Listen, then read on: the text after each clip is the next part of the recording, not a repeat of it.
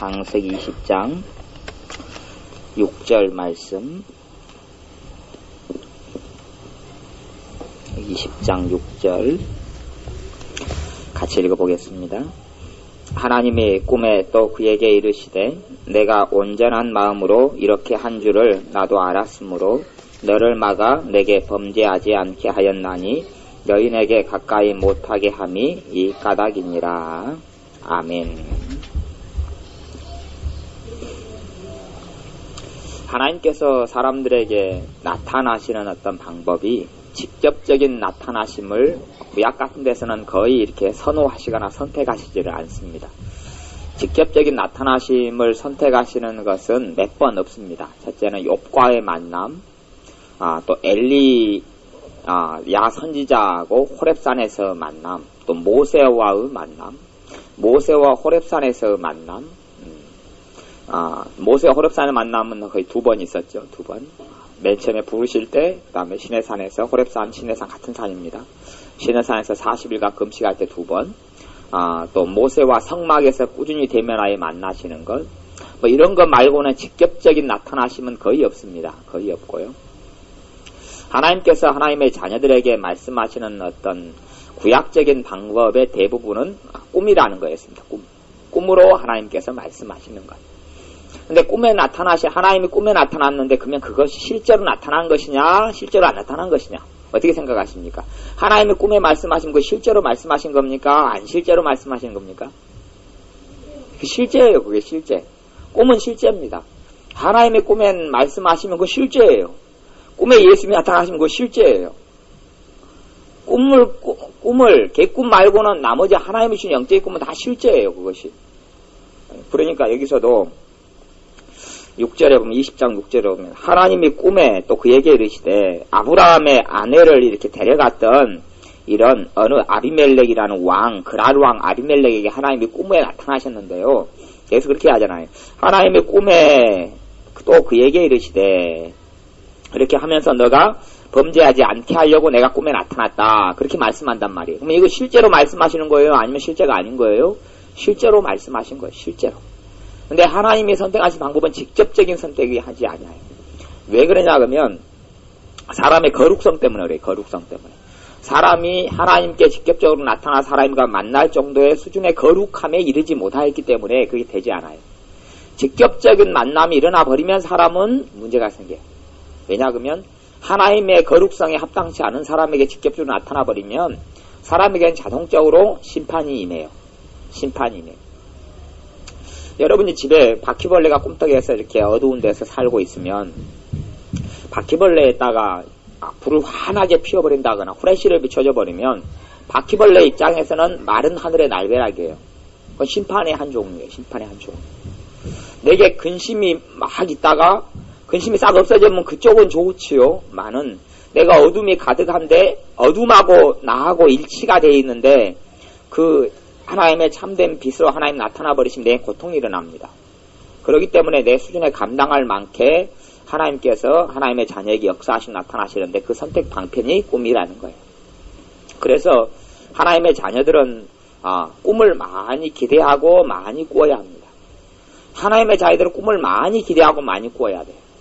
꿈을 많이 꾸면 꿀수록 꿈이 우리로 하여금 하나님께 더 가까이 가게 하고 성숙하게 만들고 성화되게 만들어요. 하나님이 주시는 꿈을 많이 꾸는 사람이 영적으로 후퇴하는 경우는 별로 없어요. 그래서 예수님 믿는 사람들은 꿈을 기대해야 합니다. 내 꿈에 주님께서 만나주시기를 사모해야 합니다. 다시 성경 창세기 28장을 보겠습니다. 28장 12절 말씀. 창세기 28장 12절. 28장에는 야곱이 형을 피해서 도망가서 자기 외삼촌에게 도망가는데 도망가는 한 장소 도망가다가 그 여정 가운데 베델이라는 곳에 이렇게 머물러서 거기에서 노숙을 하면서 잘 때에 꿈에 창세기 28장 11절 12절 같이 읽어보겠습니다.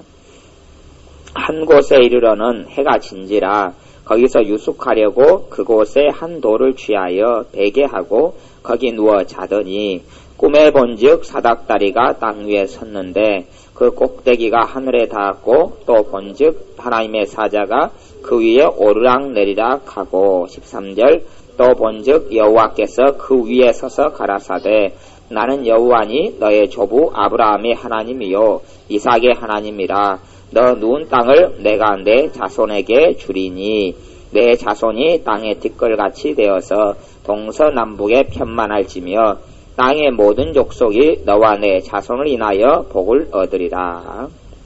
아멘. 그 다음에도 15절도 약속이 계속 이어지는데요. 여기서 하나님이 이 야곱, 도망자 야곱에게 한 약속이 진짜 약속입니까? 가짜 약속입니까? 진짜 약속이에요. 진짜 약속. 꿈의 사닥다리 위에서 하나님께서 야곱에게 말씀하신 건 진짜 하나님이 나타나신 거예요. 진짜 나타나신 건데 꿈에 나타나신 거예요. 내가 꿈은 어떤 면으로는 깊게 들어가면 뭐 정답은 아닙니다만 꿈은 영에서 일어나는 작용이라고 말할 수 있어요. 꿈은 주로 이제 심리학적으로는 심리에서 잠재의식에서 또 비의식, 무의식에서 나타나는 작용이다 이렇게 이야기하는데 어떤 면으로는 꿈에는 사람의 마음이 작동하고 영이 작동을 해요. 그래서 하나님이 직접적으로 눈에 현현하는 육체 앞에 나타나는 게 아니고 영적으로 또 심령적으로 마음적으로 나타나시는 게 꿈을 통하여 나타나시는 거예요. 그렇지 아니하면 직접적으로 하나님 역사하시려고 그래도 하나님 역사를 사람이 거부해버려요. 이 육을 가지고 있을 때 우리의 생각이 많이 작동을 해요. 우리의 어떤 정욕이 작동을 하고 내 뜻이 작동하고 그리고 이 눈에 뜰 때는 하나님이 역사하셔도 사람이 그 역사를 다 받아들이지 않습니다. 다 받아들이지 않아요. 왜냐하면 내 마음이 분주하고 바쁘잖아요. 하나님께 역사하시도록 멈추질 않아요. 근데 어떨 때 사람이 멈춰 있습니까? 잠잘 때 멈춰 있고 잠잘 때는 꼼짝마 그러고 멈춰 있단 말이에요. 그래서 분주하게 살아가는 하나님의 자녀들이라 할지라도 하나님의 자녀에게 있어서 하나님이 말씀하신 방법은 꿈이에요.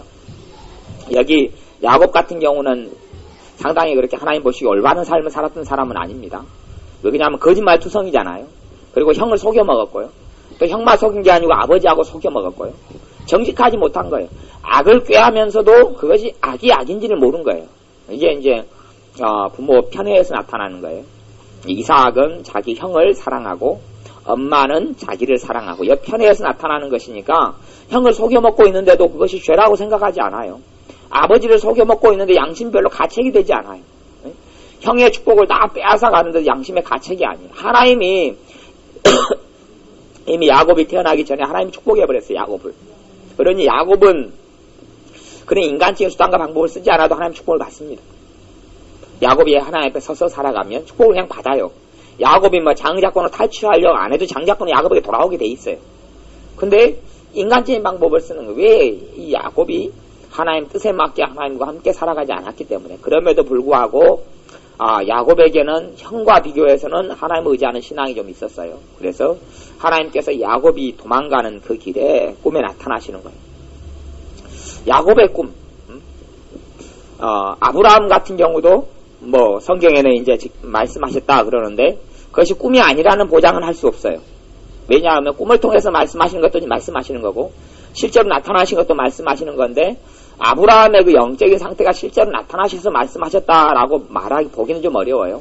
왜냐하면 아브라함의 집안은 우상 만드는 집안이기 때문에 영적인 상태가 그렇게 썩 좋은 상태는 아니에요. 그러면 영적으로 죄악이 많고 마귀 역사가 센데 직접 나타나버리면 심판이 나타나버려요. 그렇기 때문에 어려워요.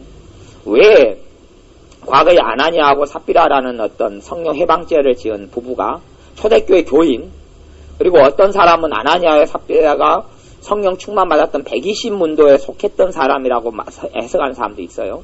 어쨌든 초대교회 교인이고 은혜 체험했던 사람이고 부부가 같이 믿었던 사람인데 성령님을 속였다는 제목으로 아나니아 삽비라가 그 자리에서 직사를 합니다. 둘 다 죽어버려요. 네? 하나님의 심판을 받아서 베드로의 선포를 통해서 죽습니다. 왜 아나니아 삽비라가 성령님을 속였다고 죽임을 당하냐 그러면 그 자리는 놀랍게 성령님께서 그 직접적 현현하신 장소예요. 성령의 역사가 강해지면요. 강해지면 강해질수록 눈에 보여버립니다. 성령의 역사가 강해지면 눈에 보여요. 강해지면 강해질수록. 근데 이 눈에 보이는 현상이 이렇게 불의 혀같이 불덩어리들이 막 떨어지는 것이 보이기도 하고요. 그 다음에 구름 같은 걸로 보이고요. 어떤 사람은 갑자기 기도를 하는데 예배당 안이 눈에 안 보이더래요. 예배당이. 뭘 연기 같은 걸로 꽉 찼대요. 볼려도 안 보이는 거예요. 나중에 알고 보니까 성령님이 임재하시는, 강력하게 임하시니까 그렇게 보인 거예요. 그래서 하나님의 임하심이 강하면 강할수록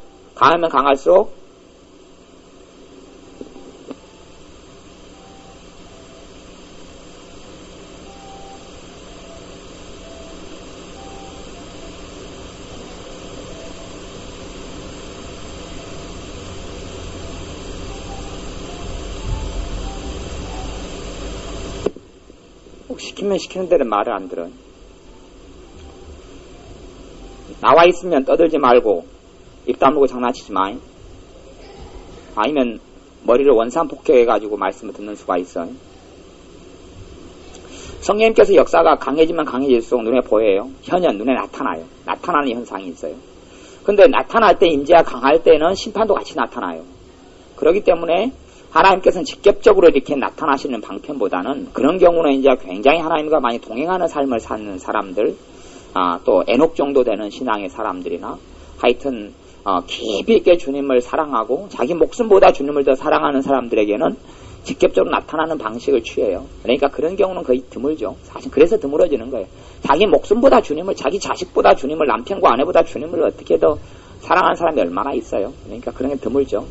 그런데 이제 최소한 그래도 영적인 삶을 살아가는 사람들에게 있어서 하나님께서 그래서 말씀하신 나타나는 방편이 꿈이에요. 꿈이에요. 믿는 사람들은 그러므로 꿈을 많이 기대해야 돼요. 왜냐하면 요엘서 2장 28절에 말세가 되면 하나님께서, 성령님께서 임하셔서 뭐가 나타난다 그럽니까? 꿈, 환상, 애언. 말세에 내 자녀들은 환상을 보고 늙은이는 꿈을 꾸리라. 그렇게 애언하고, 우리 복음송가 부르잖아요. 자녀들은 애언할 것이요, 청년들은 환상을 보고 아비들은 꿈을 꾸리라. 그것이 단지 그냥 자녀들이 애언하고 이런 걸 이야기하는 게 공통적인 거예요.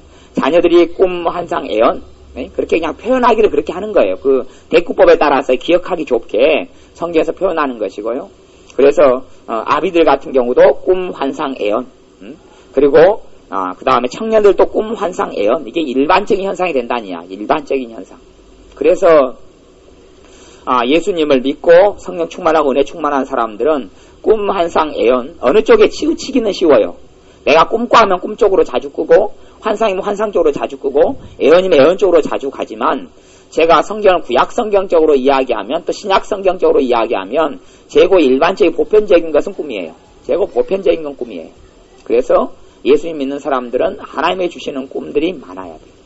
내가 꿈을 꾸는 게 아니라 하나님이 주시는 꿈이 많아야 돼요. 그것이 성경의 일반론적인 거예요. 그래서 여기 야곱도 하나님을 만났는데 뭘 통해 만납니까? 꿈을 통해서 만나요.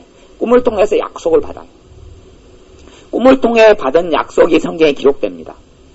왜 그럽니까? 하나님의 실제적인 약속이기 때문에 그래요. 야곱이 이 말씀을 붙잡고 사는 거예요.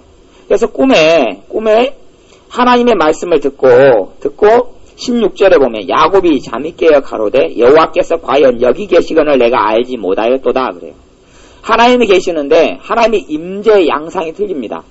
하나님은 어디든지 계세요. 지금 이 자리에도 계시고 제 옆에도 계시고 이 공간에도 계셔요. 하지만 임재 양상은 틀려요. 임재 양상. 하나님이 계시지만 어떤 면으로는 하나님이 직접적으로 계신 거지만 하나님의 전폭적인 임재로 계시는 건 아니에요. 그렇게 있다가는 사람이 다 죽어버려요. 다 직사해버려요. 그래서 하나님의 임재하고 계시지만은 직접적인 현현으로 임재하신다고 신학적으로 표현하기 참 어려워요. 임재하시지만 임재의 강도나 임재의 정도 이렇게 표현할 수 있다면 그것은 다 틀린 거예요. 틀려요. 어쨌든 야곱이 깨달았던 것은 자기가 꿈을 꾼 그 자리가 하나님이 계신 곳이었구나라고 느끼고 알았던 거예요. 꿈을 통해 하나님을 만났기 때문에 그래요. 여러분이 집에서 잠자다가 꿈을 꾸었으면 그 자리가 누가 계신 자리에 집이? 주님이 그 자리에 계신 자리에요. 야곱같이 똑같이 고백할 수 있어요. 여기가 하나님이 계셨는데, 왜냐하면 내가 꿈을 꿨는데 내 육신이 거기 있었잖아요. 거기에 꿈을 통해 주님 만나러 오셨잖아요. 그러니까 거기에가 주님이 찾아오신 거예요. 찾아오신 것. 아니면 그 자리가 평상시 주님이 계시고 내가 여기서 꿈을 꾼 거예요. 주님을 거기서 꿈을 통해 만난 거예요. 그것이 하나님의 자녀들에게 있어서 일반적인 방법이에요. 신약이든 구약이든 그건 대동소이에요. 오히려 신약의, 이제 제가 구약을 찾아보겠습니다만, 구약의 대부분의 하나님 자녀들이 꿈을 통해 만났어요, 주님은. 대부분이 꿈을 통해 만났어요. 대부분이 꿈을 통해 만났고, 그 다음에 신약에 있어서 요엘서 2장 28절과 사도행전 2장의 말씀에 의하면 신약은 더 이것이 어떻게 될 거라 그럽니까? 더 빈번해질 것이다. 더 많아질 것이다. 그래요. 그러면 지금 예수님을 믿는 사람들의 경우를 보면 구약보다 더 꿈을 덜 꾸어요. 구약보다 더 꿈이 별로 없어요. 그러면 그 사람들은 주님 앞에서 사실은 뭐라고 이야기한다 할지라도 별로 안 살아가는 거예요. 주님 앞에 안 살아가기 때문에 구약보다 꿈이 덜해요. 야곱 같은 경우는 이 떠돌이로 이제 자기 빈몸으로 외삼촌의 집으로 찾아갈 때에 뭐 얼마나 뭐 챙겨간다 했는지 모르지만 어쨌든 타향살이로 갈 때에 비참함도 있었고 갈 바를 알지 못하는 것도 있었고 자기가 가는 길에 무슨 일을 당할지 모르는 어려움 속에서 하나님의 위로가 필요했어요. 근데 하나님께서는 그 중요한 위로의 순간에 찾아오신 거예요. 거기 계셨던 것이고 그렇듯이 하나님의 자녀들에게도 삶에 중요한 고비가 있거나 중요한 어려움이 있거나 그러면 당연히 하나님께서 최소한 꿈을 통해서라도 찾아오신다는 것을 기대해도 되고 그게 진실이 돼야 돼요. 어떤 자녀에게 있어서요. 하나님 앞에서 서 있는 하나님의 자녀라면 하나님의 정상적인 자녀라면 그걸 꿈을 통해서 주님을 만날 수밖에 없어요. 다시 창세기 31장을 봅니다. 31장 10절 10절 11절 말씀 창세기 31장 10절 11절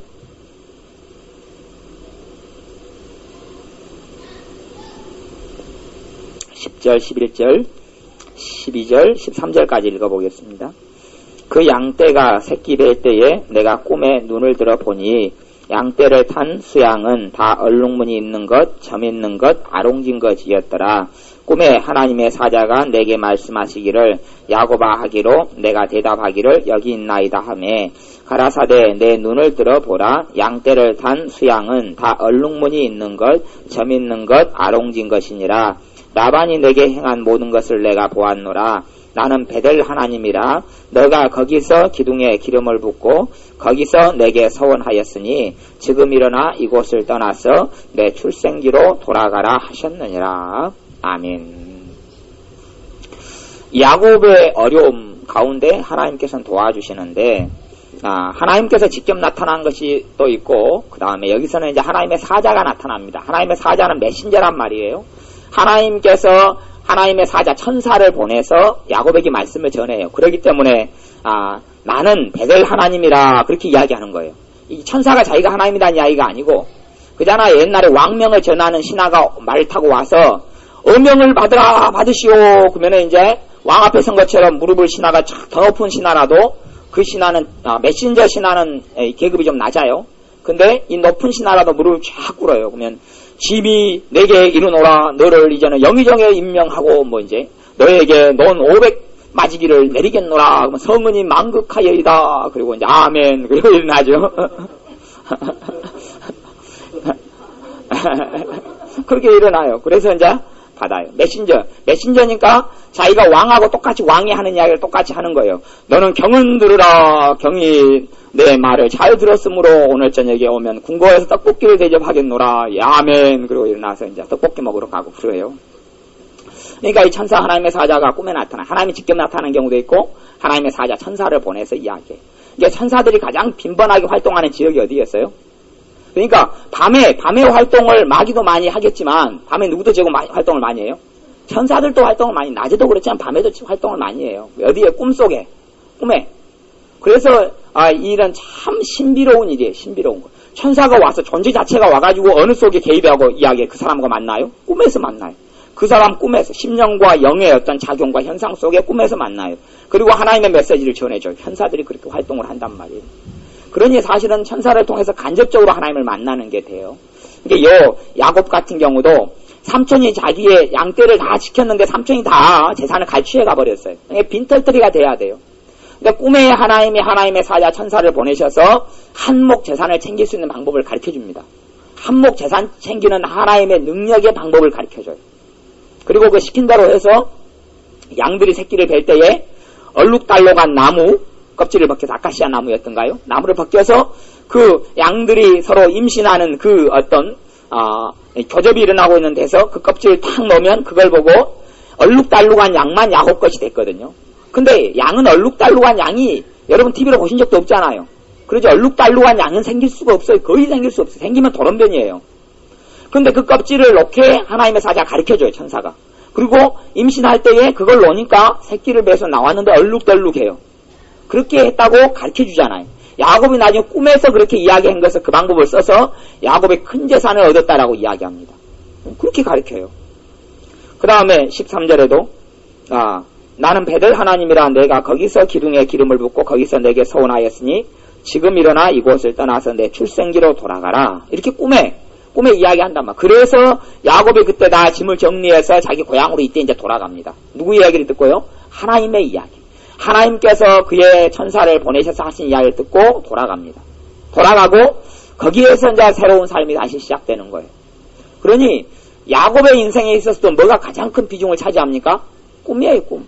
꿈이 없다면 야곱은 존재하지 않는다고 말할 수 있어요. 꿈이 없다면 야곱은 존재하지 않아요. 다시 요셉에 대해서 별명을 뭐라고 이야기합니까? 꿈꾸는 사람이다 그래. 꿈꾸는 사람. 그래서 요셉에 대해서 형들이 뭐라고 이야기하면 저 꿈꾸는 자가 오는도다. 꿈꾸는 자가. 요셉이 꿈을 꿔요. 근데 누가 꿈을 주죠? 하나님이 준 꿈이에요. 하나님이 준 꿈. 하나님이 요셉에게 꿈꾸게 해요. 요셉이 그때 어릴 때부터 꿈을 꿔요.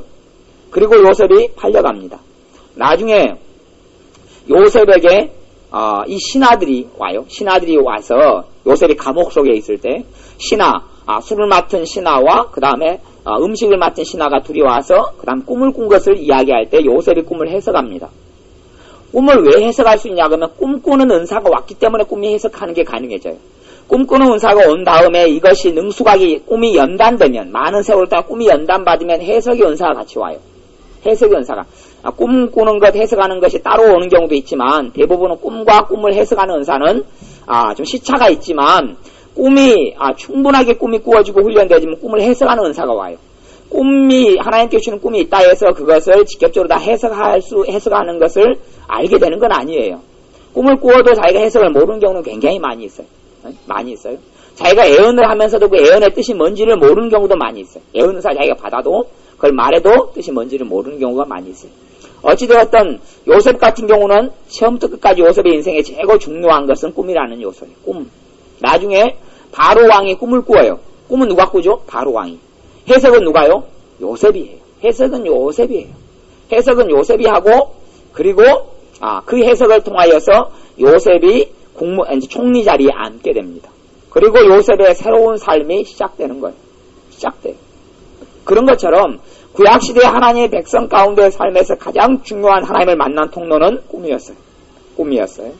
그리고 나중에 하나님께서 모세하고 미리암하고 아론을 3명을 모아놓고 하나님이 말씀하실 때도 선지자에게는 뭘 준다고 이야기해요?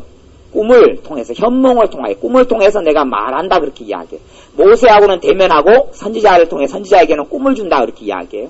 그래서 하나님의 선지자, 선지자라고 요즘에 누구를 말할 수 있겠습니까만은 선지자 그러면 어떤 면으로 보면 하나님의 뜻과 하나님의 인도를 제대로 받는 사람을 선지자의 반열에 썼다 말할 수 있어요. 성령님의 인도를 제대로 받고 살아가는 사람도 하나님 편에서 선지자예요. 그래서 그것은 목회자하고는 좀 틀리죠. 목사하고는 좀 틀려요. 가령 에녹이라는 선지자, 에녹은 선지자였다고 말합니다. 에녹이라는 선지자가 목회를 했다는 건 성경에 있어요, 없어요? 없어요. 목회는 안 했어요. 목회 안 했어요. 또 요나 선지자가 목회를 했습니까? 선지자였어요. 이게 일이 틀려요. 목회자는 한 지역에 정착해가지고 사람을 가리키고 세우고 말씀을 전하고 돌보고 하는 것이고 선지자는 그 지역에 정착하는 건 별로 아니에요. 하나님의 뜻에 대한 대신 대언자가 되고 메시지를 전하고 움직이고 그래서 선지자의 양상도 가지고 종류가 많습니다만은 어쨌든 하나님의 뜻과 인도를 받는 사람의 대표적인 방편은 뭐냐면 꿈이에요. 꿈. 선지자에게서 대표적인 방편은 꿈이고 그 하나님의 방법을 신약에 왔다 그래서 하나님이 바꾸질 않아요. 바꾸질 않아요. 하나님이 역사하시는 방법을 바꾸질 않아요. 왜? 하나님 그분은 동일한 분이니까 바꾸질 않아요. 대신에 더 풍성하게 준다 그래요. 뭐가 있으니까요? 예수님의 나에 대한 속죄와 대속과 예수님이 날 위해 죽어주신 은혜가 있기 때문에 더 풍성해져요. 그 전에는 특별한 하나님의 사람들, 선별된 사람들에게만 꿈을 꾸었다 그러면 그 후로는 정말 더 풍성해져요. 그래서 우리가 꿈에 대해서 하나님께 마음을 열어야 합니다. 마음을 열어야 돼요. 꿈에 대해서 주님께서 만나주시고 내게 말씀해 주시는 것에 대해서 기대하고 마음을 열어야 돼요. 그것이 많이 가다 보면 이제 꿈으로 말씀하시는 거예요. 특별한 일이 있을 때는 우리가 하나님께 직접 말씀하시는 걸 내가 못 알아먹어요. 그러면 하나님 꿈을 통해서 저에게 말씀해 주십시오. 그렇게 이야기하면 꿈을 통해 듣기가 쉬워요. 기도응답 받기가 쉽단 말이에요. 꿈을 통해서 말씀해 주십시오. 꿈에는 내 의지가 작동을 별로 안 해요. 작동을 하긴 하지만 약해요. 내 자아가 약해요. 하나님의 음성을 듣기 좋은 상태가 돼요. 내가 멈춰 있잖아요. 분주하지가 않아요. 멈춰 있어요. 이제 하나님께서 찾아오셔서 말씀하시기가 좋아요.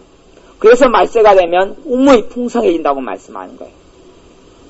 나중에 그 사도행전에 보면 사도 바울이 난파하게 돼요. 배를 타고 가다 난파하게 돼요. 그럴 때에 난파하게 될 때에 사도 바울이 뭐라고 이야기하냐 그러면 그 난파하게 된 배 사람들에게 하나님께서 당신들이 무사하리라고 이야기했다 그래요. 그러면서 뭘 이야기합니까? 언제 그랬다고요? 어젯밤에 어디에서요? 꿈에서. 꿈에서. 어젯밤 꿈에서 그렇게 이야기. 정확히 성경에서 꿈에서 이렇게 나왔니 안 나왔니 제가 아직 기억이 잘 안 나네요. 근데 어젯밤에 주님께서 내게 말씀하셨다 그건 즉 꿈을 이야기하는 거예요. 꿈을. 왜냐 그러면 꿈에서 말씀하시는 것도 직접 내게 말씀하시는 거기 때문에 그래요. 이렇게 사도 바울의 삶에 있어서도 환상, 그 다음에 꿈과 환상은 어떤 면으로는 한 끗 차이예요. 한 끗 차이. 근데 내가 완전히 다 잠들었을 때 100% 잠이 들었을 때가 꿈이고 비몽사몽간 50%는 잠이 들어있고 50%는 안 들어있는 상태가 환상이라고 말할 수 있어요. 아니면 이제 상상을 통해서 말씀하시는 경우인데 상상은 내가 50%도 안 잠들었을 때 그냥 비몽사몽간 쪽이지만 내가 깨어있을 때 받는 것이 상상이에요. 상상을 통해서도 하나님 말씀하세요.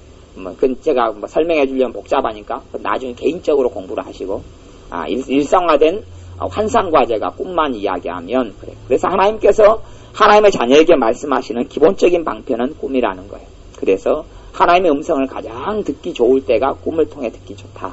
꿈을 통해서 하나님을 만나는 것은 직접 만나는 거하고 다르다고요? 같다는 거예요. 같아요. 꿈에 나타나시고 말씀하시는 거예요.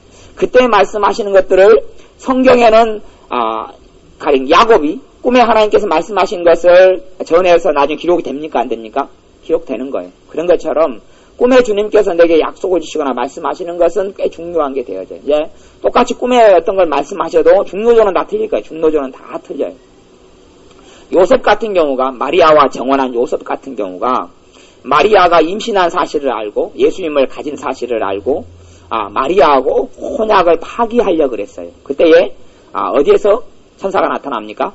꿈에서 나타나요. 꿈에서 현몽하여 가로되 현몽 꿈에 나타났다 그 말이에요. 꿈에 나타나서 요셉을 천사가 사정을 이야기하고 요셉을 설득합니다. 그러니 하나님의 자녀들의 삶에 있어서 꿈이라는 것은 정말로 그 어떤 단순한 도구 차원이 아닙니다. 도구 차원이 아니에요. 하나님이 말씀하시고 하나님을 만나는 통로가 꿈이에요. 통로가 꿈. 그래서 믿는 사람들의 삶 속에 꿈에 대한 기대감도 없고 꿈도 없다. 여기서 말하는 것은 나중에 장래에 대한 꿈을 이야기하는 게 아니라 하나님의 꿈에 말씀하시고 나타나시는 것. 그에 대해서 제대로 어떤 교회가 가르치지 않고 그에 대해서 잘 금기시한다, 터부시한다 그러면 그 어떤 교회는 바르게 가는 건 아니에요. 바르게 교회의 방향이 가는 건 아니에요. 신구약적으로 하나님께서는 반드시 꿈에서 말씀하시고 만나주셨기 때문에 그래요. 그 다음에 성경 사무엘상 28장을 봐보겠습니다.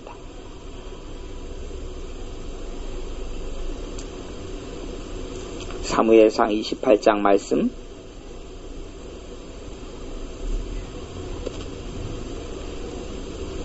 28장 6절 7절 말씀 사무엘상 28장 6절 7절 말씀 같이 읽습니다.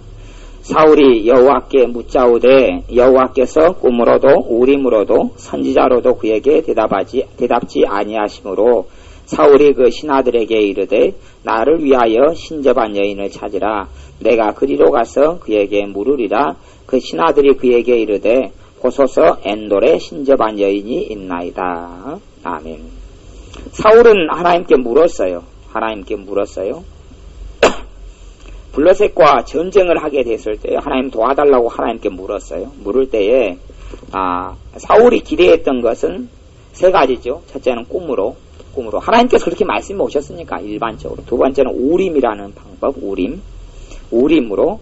세 번째는 선지자. 우림이라는 것은 이제 지금 우리에게는 그런 게 없어요. 우림이라는 건 예전에 우림과 둠빔을 통해서 대제사장이 하나님께 응답을 받던 방법이 있어요. 근데 대제사장의 예복 중에 속했던 하나인데 그것은 다 사라져버리고 없어서 뭐 해석하고 하기가 곤란해요. 없어요. 그게 실제하지 않는 거예요. 지금 현재는. 그리고 그것은 그 시대 상황에 따라서 우림과 둠빔이라는 것은 일정한 때에 주셨던 거고 지금은 이제는 없는 거예요.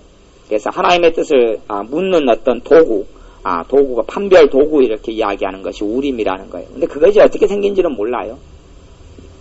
어떤 사람은 그것을 우림과 둠빔 그러면 보석 중에 두 종류인데 하나는 예를 들어서 이제 제가 쉽게 표현하자면 빨간 보석과 하얀 보석이 있다. 똑같은 보석인데 그러면 하나님의 뜻이었는 예스면 하얀 걸 집게 해주시고 노면 빨간 걸 집게 해주시고 이제 가슴에다가 손을 넣어가지고 빨간 게 나오면 노, 하얀 게 나오면 예스 이렇게 이제 해석하기도 합니다. 해석하기도 하는데 여기서는 우림으로도 말씀해 주지 않는다. 그러면 이제 모르죠. 하나님 이 전쟁에서 하나님 도와주시겠습니까? 그리고 이제 하니까 우림과 둠빔 보석이 두 개단 말이에요. 이름이 우림과 둠빔. 그러면 우림은 예스, 둠빔은 노. 그런다면 계속 예수는 안 나오면 하나님 우리를 이 블레셋과 전쟁에서 도와주시겠습니까? 승리케 해주시겠습니까? 이렇게 맨날 둠빔만 나오는 거죠. 우림이 예수가 안 나오는 거예요. 그랬을 수도 있고 그 다음에 선지자. 그래서 지금 우림과 둠빔은 사용치 않습니다만은 이것이 이제 확장되고 발전된 것은 제비뽑기라고 말했어요. 제비뽑기가 우림과 둠빔의 방식이었다. 그리고 이제 그렇게 대부분 해석합니다. 그리고 가장 기본적으로 사울왕이 하나님의 응답을 받기를 원했던 것은 꿈이라는 거였어요. 꿈을 통해서 하나님께서 말씀해 주시는 것을 당연히 듣고 받으려고 그랬어요. 이 성경 안에 제가 많이 안 찾아봤던 나중에 다니엘 같은 경우도 뭘 해석합니까? 꿈으로. 다니엘도 꿈이에요. 다니엘도 꿈이에요. 하나님의 사람들은 다니엘도 꿈이에요. 에스겔은 뭡니까? 환상. 에스겔은 환상. 에스겔은 환상. 그런 거예요. 그런 선지자들의 삶 속에서 꿈과 환상을 제해버린다 그러면 하나님과 만남이나 하나님의 역사나 하나님 말씀 듣는 방편이 별로 많이 없어져 버리고 뭔가 나사가 하나 빠진 것이 되어져 버려요. 그래서 하나님의 자녀에게는 꿈은 신비가 아니에요. 꿈은 일상적인 게 되어져야 되지 꿈은 신비가 아니에요. 환상은 신비가 아니에요. 우리에게는 상식이 되어져야 돼요. 하나님의 자녀에게 있어서 꿈과 환상, 애언도 이제 포함시킵니다만은 선지자들이 주로 했던 것이 꿈, 환상, 애언이었어요. 그러면 꿈과 환상과 애언이 하나님의 자녀들에게서는 일상적인 게 돼야 돼. 일상적인 기대가 돼야 되고 일상적인 하나님의 역사하시는 방법이 돼야 되고 일상적으로 하나님께서 응답하시는 통로가 돼야 돼. 그리고 하나님은 꿈과 환상과 애언을 통해 말씀하셔요. 구약의 사람들은 다 대부분 꿈, 환상, 애언, 선지자들은 이제 애언, 다른 사람에게 말씀을 전할 때 자기가 받을 때 여러 가지를 통해서. 근데 오늘은 이제 꿈을 중심으로 해서 말씀을 나누는 거예요.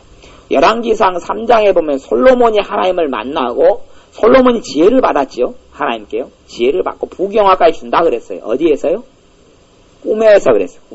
꿈에서. 하나님께서 꿈에 솔로몬에게 나타나사 너에게 뭘 해줄 꼭꼭꼭 그러니까 제가 지혜를 주십시오. 그러죠. 지혜를 주십시오. 그러니까 그래?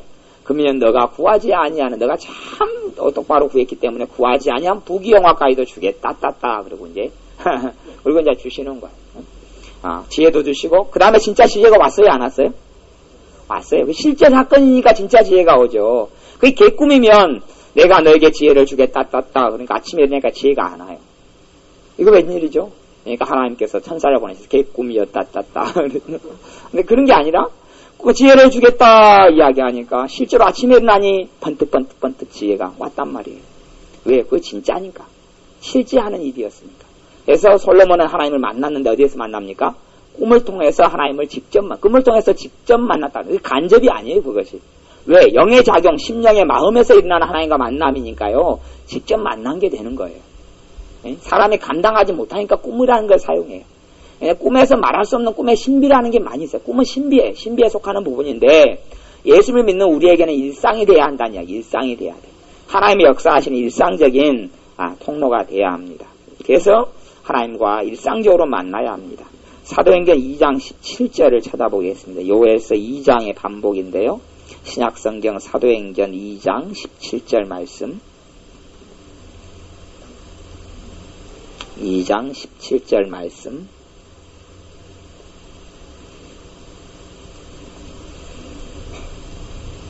(2장 17절) 18절 말씀 같이 읽어보겠습니다. 16절부터 18절까지 시작. 이는 곧 선지자 요엘로 말씀하신 것이니 일렀으되 하나님이 가라사대 말세에 내가 내 영으로 모든 육체에게 부어주리니 너희의 자녀들은 애언할 것이요 너희의 젊은이들은 환상을 보고 너희의 늙은이들은 꿈을 꾸리라. 그때 내가 내 영으로 내 남종과 여종들에게 부어주리니 저희가 애언할 것이요. 아멘. 사람에게 구분이 없이 세 가지가 있다는 이야기예요. 자녀들, 자녀, 젊은이, 늙은이, 아니면 아비들 할 것 없이, 종, 남종, 여종 할 것 없이, 환상, 그 다음에 꿈, 그 다음에, 왜요? 누가 오시니까요? 모든 육체, 모든 사람에게 누가 오시니까요? 내영, 성령님이 오시기 때문에, 성령님을 부어주기 때문에 자연적으로 일어나는 것이 꿈, 환상, 애언이다. 다시 이야기하면, 어떤 사람이 주님의 인도를 받고 살아가면 셋 중에 하나는 주로 나타날 수밖에 없어요. 꿈, 환상, 애언. 거꾸로 다시 이야기하면 성령 충만하다고 어떤 사람이 자기가 착각하고 살아가도 그 사람에게 꿈과 환상과 애언 중에 하나든지 세 개 다든지 두 개든지가 없으면 그 사람은 뭐라고 이야기해도 성령 충만하지가 않은 거예요. 그 이해를 잘 하셔야 됩니다. 그러니까 사람들이 많이 그러면 그것은 자기가 진짜 성령 충만하다 그래도 반쪽 성령 충만이 반쪽 성령 충만. 왜냐하면 여기 말씀 이렇게 나왔잖아요. 말세에는 예수님이 태어나신 이후부터 시대가 말세라 그럽니다. 2000년 전부터 말세는 시작됐습니다. 예수님이 십자가에 죽으신 다음부터는 말세가 시작됐고 예수님이 태어나신 다음부터 말세라 그래. 그때 이후로. 지금은 말세 중에 말세다 그래서 표현하자면 말세지말 그렇게 표현해요. 말세의 말세. 종말 중에서 끝부분 이렇게 표현해요. 전체적인 역사에서 이렇게 기간을 이야기한다면 그래서 말세에 내가 내 영으로 성령님께서 모든 육체에게 부어지기 때문에 애언하고 환상을 보고 꿈을 꾼다. 그렇게 이야기하는 거예요. 성령님이 역사하시는 자연적인 결과물들이 꿈과 환상과 애언이라는 거예요. 그래서 믿는 사람에게 꿈과 환상과 애언이 일상화되는 것, 상식화되는 것은 자연스러운 거예요. 이상한 게 아니에요. 이상한 게 아니고 꿈과 환상과 애언을 통하여 주님의 말씀 듣는 것은 자연적인 게 돼야 돼요. 그런 의미에서는 많은 교회들이 주님을 사랑하고 주님을 쫓아간다고 말하지만 성령 충만한 교회하고는 상관이 없는 거예요. 성령의 인도를 받는 교회하고도 상관없는 교회가 너무 많고 주님하고는 상관이 없는 교회는 꽉 찼어요. 그 교회가 그 교회 교인들 아니면 그 교회 전반적으로 꿈과 환상과 예언을 인정하느냐의 부분을 질문을 던져야 되고 안 그래요? 성령님이 그렇게 역사하는데 성령님을 알면 꿈과 환상과 예언이 제대로 나타난다는 걸 알게 되죠. 지식이 아니라 탁상공론이냐 실제로 그분을 안다면 그리고 교회 가운데 전반적으로 꿈과 환상과 예언이 인정되느냐 나타나고 있느냐? 그럼 나타나고 있는 교회가 성령님의 인도를 제대로 받아가는 교회고 그렇지 않으면 그건 가짜예요. 가짜가 아니면 잠들어 있는 교회, 깨있지 아니한 교회. 잠들어 있거나 죽었거나 잠들었거나 그런 거예요. 죽었거나 잠들었거나 아니면 비몽사몽간에 있거나 그런 거죠. 죽었거나 잠들었거나 비몽사몽간에 있거나 그렇기 때문에 꿈과 환상과 애언이 없는 거예요. 자기들은 아무리 말씀 그러고 역사해도 말씀은 성령님께서 역사하지 않으면 죽어요. 죽은 말씀이 되고 성령님이 역사해야지 말씀이 생명을 얻어요. 성령님이 역사하는 말씀이 사람을 변화시키는 생명 있는 말씀, 능력 있는 말씀, 권능 있는 말씀이 되지 아무리 성경책을 갖다가 어떤 사람이 입을 벌려가지고 입을 크게 벌려 넓게 벌려 그래가 요 말씀을 그냥 쑤시어요. 요거 쑤시어가지고 매개도 그 사람 변화됩니까? 안 됩니까? 안 돼요. 이게 한 권이기 때문에 변화가 안 됐구나. 성경책 종류별로 큰 글 성경, 작은 글 성경 그 다음에 만나 성경 종류별로 시리즈를 한 10권을 입을 벌려가지고 미개요. 이게 변화됩니까? 안 됩니까? 안 돼. 왜 이 말씀을 먹었는데 변화가 안 됩니까? 생명이 없기 때문에 그래. 성령님의 역사가 없기 때문에 그래. 똑같은 이 말씀 가운데 한 구절 하나님이 너를 사랑하노라 이 말씀을 가지고 성령님의 역사에는 회개하고 거듭나고 변화가 일어난단 말이에요. 성령님의 역사의 자연적인 열매가 꿈과 환상과 애언이다. 그래서 우리가 어떤 교회가 정말 그래도 제대로 주님께서 이끌어가는 바른 교회이냐라고 우리가 분별력이 있다면 여수에 있는 500몇십 교회 가운데 그렇게 우리가 판단자고 비판자가 아닙니다만 상대로 분별력의 기준에 있어서 이야기합니다. 판단하라는 게 아니라 교회들의 전반적으로 봐서 꿈과 환상과 애언을 인정하는 교회면 제대로 가는 교회고, 그래도 최소한 죽었거나, 죽은 교회거나, 잠든 교회거나, 비몽사몽간에 있는 교회는 아니다. 그런 거죠. 어린아이 교회일 수는 있고, 장년교회일 수도 있고, 청년교회일 수는 있어도 하여튼 살아있는 교회다. 역동성 있는 교회다 말하고, 꿈과 환상과 예언이 자주 언급되고 이야기되고 간증되기도 하고, 자연스럽게 교회 가운데, 그리고 그것을 믿고 있고 인정하고, 그렇게 하나님께서 만나주시는 일들이 자주 빈번하게 일어나면, 이제 살아있는 교회다. 아니면, 개인적으로는, 내가 살아있구나. 내가 잠들지 않았구나. 내가 깨어있구나. 말할 수 있고, 내게는 그런 것이 꿈이든 환상이든 예언이든, 내게 그런 것이 1년 내내 눈치껏 봐도 없다 그러면 나는 죽었거나 잠들었거나 비몽사몽간에 있거나 아니면 하나님의 은혜를 덜 받았거나 그러는 거예요. 그래서 정말로 꿈과 환상과 예언을 통해서 주님께 만나셔도 내가 변화가 일어납니다. 그래서 내 개인적으로는 꿈이 있어야 되고 환상이 있어야 되고 그 다음에 예언이 있어야 합니다. 그렇게 주님께서 역사에 가실 것이고 이 사도행전에서도 꿈이나 환상을 빼버리면 별거 없어요. 또 꿈과 환상을 떼버리면 하나님께서 만나주시는 역사가 현저히 없어져 버려요. 하나님께서는 그렇게. 하나님께서는 꿈과 환상을 통하여 또 여기서도 예언을 통하여 이 세 가지를 통하여 주로 이렇게 말씀하셨어요. 뭐 선지자 빌립 전도자가 이야기하거나 아니면 어떤 선지자가 아가보 선지자 내려와서 할 때도 예언, 그 다음에 베드로 사도 같은 경우는 환상, 비몽사몽간에 직접적인 성령의 말씀도 있었지만 꿈, 환상, 이런 예언, 이런 걸로 이 사도행전은 뭐냐 그러면 사도들이 걸어갔던 기록이 이렇게 이야기하고 사도행전 이름을 붙였지만 사실 그건 아니에요. 사도행전이라기보다는 하나님의 자녀들의 삶의 샘플이에요. 샘플. 그 다음에 성령행전 그렇게 이야기해요. 성령행전. 사도행전은 보다는 성령행전 그래요. 왜냐하면 빌립 집사님 이야기가 있어요. 아니면 세반 집사님 이야기. 세반 집사님 사도였습니까? 아니었습니까? 집사님이었습니까? 집사님. 그게 사도행전이 아니잖아요. 그죠? 세반 집사님 이야기, 빌립 집사님 이야기 아니잖아요. 이건 사실은 성경적으로 이야기할 때는 사도들 중심이 됐기 때문에 사도행전이 이렇게 말한 거지 사도들만의 기록이다 이렇게 이야기해서 사도행전 한 건 아니에요. 사도행전의 제목이 잘못된 건 아니고 사도들이 중심이었다 이렇게 이야기하는 거예요. 초대교회였기 때문에. 그렇지? 그래서 어떤 사람 이름을 붙이기를 성령행전 이렇게 붙이는 거고 그리고 하나님의 자녀들의 삶을 본받아야 할 우리의 어떤 샘플과 모델이에요. 그래서 교회의 어떤 모델을 찾을 때도 여기 있는 사도행전에 있는 초대교회를 모델로 삼잖아요. 서로 그냥 떡을 나누고 사랑하고 하나가 되고 뜻과 마음을 합하여서 간절히 기도하고 이런 데서 교회의 모델을 찾는단 말이에요. 그래서 우리의 삶 가운데 우리가 꿈꾸는 사람들이 되어야 합니다. 또 환상을 보는 사람들이 되어야 하고요. 또 예언을 하는 사람들, 예언을 받는 사람들이 되어야 합니다. 우리의 삶 가운데 2009년에는 꿈이 풍성해져야 합니다. 꿈이 풍성해져야 되고 환상이 풍성해져야 돼요. 그것이 또한 우리에게 직접 말씀하시는 거기 때문에 그것이 내게 주는 레마의 말씀, 약속이에요. 성경 66권 성경을 로고스라 그래요. 공적인 하나님의 말씀. 레마는 내 사적인 말씀. 그러면 공적인 말씀이 레마, 사적인 말씀이 되기도 해요. 가령 성경 말씀에 예를 들어서 하나님께서 성경에 있는 하나님이 세상을 처럼 사랑하사 이 말씀을 내게 주셨다. 하나님이 세상을 사랑하는데 그 세상은 바로 너다 하는 감동을 주셨으면 그 하나님은 세상이 처럼 사랑하사라는 요한복음 3장 16절의 로고스의 말씀이 내게는 뭘로 변해버린 거예요? 레마로 변해버린 거예요.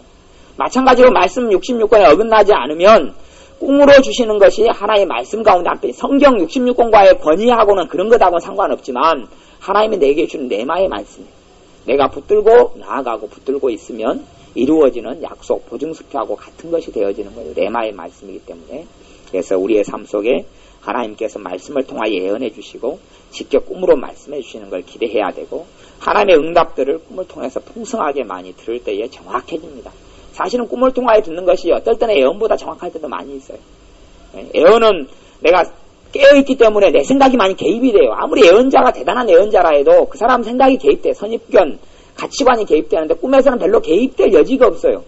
그 사람이 잠들어 있으니까 약간의 의식이 작동을 해요. 작동을 하지만 약해요. 그래서 하나님께서 어떤 메신저를 통해서 천사를 통해서 또 아니면 직접 말씀하실 때 별로 그렇게 거스르질 않아요. 자연적으로 그대로다. 뭘 보여주고 싶으면 그대로 보여줘요. 우리는 하나님이 이렇게 눈 뜨고 있는데 뭘 보여주려고 그래도 항상 여러분의 머리와 생각 속에는 뭐가 있어요? 잡동사니들이 많잖아요. 잡동사니들이 한 30개 쫙 흘러다니고 있어요. 자식, 남편, 잡동사니, 또 오늘 먹었던 음식, 오늘 중에 뭐가